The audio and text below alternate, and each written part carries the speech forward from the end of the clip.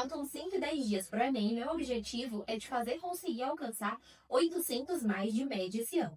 Como que a gente vai fazer isso? Principalmente focando naquelas matérias que mais têm a capacidade de fazer sua nota subir. E a principal delas é matemática, por quê? Porque matemática é a única disciplina em que os alunos conseguem tirar até mais de 1000, ou seja, é a matéria que você mais precisa focar, porque é a matéria que vai fazer sua nota deslanchar, é a matéria que vai fazer você tirar uma nota muito maior do que você teria tirado se você não focasse em matemática agora. Então agora a gente começou nosso projeto Exatas há 110 dias para o Enem. Estou junto com vocês para fazer com que você consiga a sua aprovação esse ano, tirando uma nota excelente em matemática. Então vamos lá. A gente vai ver aqui uma questão, certo? E a partir dessa questão a gente vai fazer revisão de um conteúdo extremamente importante. Então, se você acompanhar ali o nosso projeto no decorrer de todos esses dias, fazendo as questões, analisando, estudando por meio das revisões, você vai conseguir aumentar sua nota substancialmente. Então, vamos lá para o primeiro dia, para a primeira questão. Vamos lá, a primeira questão do Enem é uma questão de trigonometria. E trigonometria, ela não cai no Enem não, gente, despenca, porque é um assunto extremamente importante. Vocês começam a ver a trigonometria lá do ensino fundamental, passam pelo médio,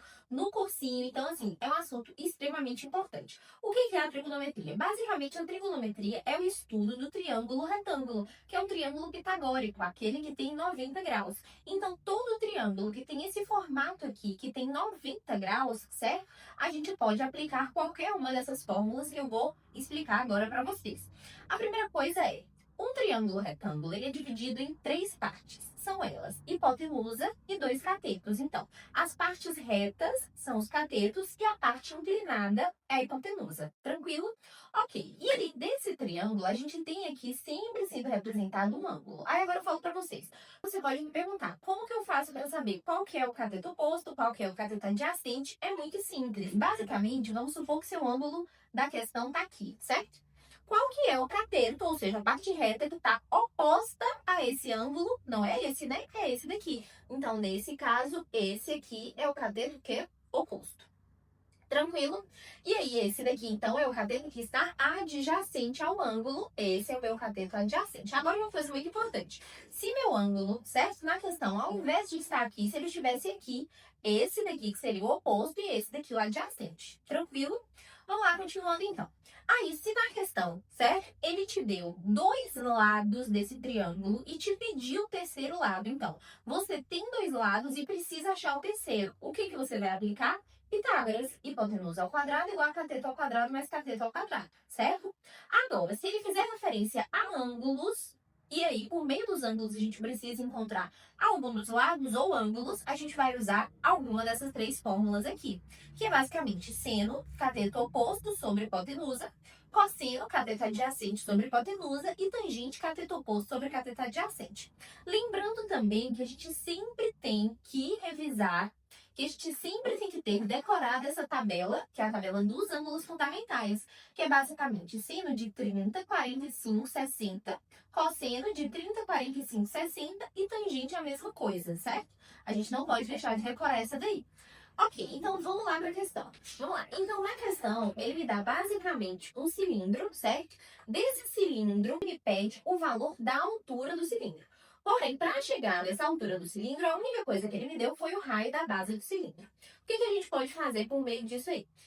Se você parar para observar, gente, no Enem cai muita figura planificada. Então, assim, aí você sempre tem que observar aquela figura geométrica, certo? Espacial, e analisar como que ela seria numa planificação. Cai muito, muito, muito. Então, basicamente, o que a gente teria? Ó, a gente teria um cilindro, tá?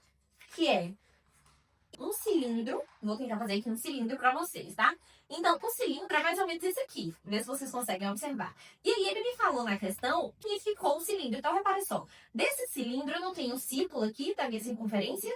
Dessa circunferência, ele planificou, ou seja, ele abriu esse cilindro. Então, é basicamente isso que a gente está estudando. Então, no círculo aqui da base da circunferência, ele abriu esse círculo, formando a base de um triângulo retângulo, certo? Então, o que a gente tem que saber? Basicamente que essa circunferência, que é o valor aqui, que é medido ao redor da circunferência, né? É a base do meu triângulo retângulo, porque depois que a gente planifica, é isso que a gente vai ter. Então, a circunferência é dada por 2 vezes π vezes o valor do raio.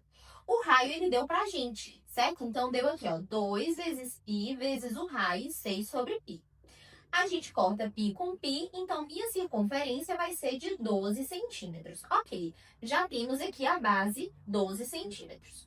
É isso que ele quer? Não, ele está querendo a altura. Aí agora a gente volta aqui para nossa trigonometria, por quê? Se a gente tem, repara só o que eu tenho, ó. Eu tenho cateto adjacente, eu quero o cateto oposto, certo? E ele me deu um ângulo. Então, o que a gente vai usar? Tangente, que é onde eu tenho o cateto oposto e o cateto adjacente. Então, vamos lá, então, usar. Então, vamos lá. A gente vai ter o quê aqui, ó? Tangente de 30 graus igual a cateto oposto sobre cateto adjacente. Tranquilo? Então, tangente de 30, raiz de 3 sobre 3, que é igual a cateto oposto x, cateto adjacente 12. Letras para um lado, números para o outro. Meu x vai ser, já vou dividir aqui, tá? 12 dividido por 3, 4, raiz de 3. Aí aqui, olha só como nem é, tá? Aqui a gente tem a alternativa, 4 raiz de 3, mas não é essa a resposta certa. Por quê? Porque se você parar para observar a imagem que eu vou colocar aqui para vocês, ele tá pedindo pra gente planificar, e aí ele fala, o raio da base do cilindro mede 6 sobre 20 centímetros e ao enrolar a faixa obtém-se em linha o formato de hélice como na figura. Ou seja, a gente tem que identificar quantas voltas essa hélice está dando ali no cilindro. Por isso que, para o resultado final, a gente precisa multiplicar por 6, que é basicamente a quantidade de linhas completas que eu tenho aqui.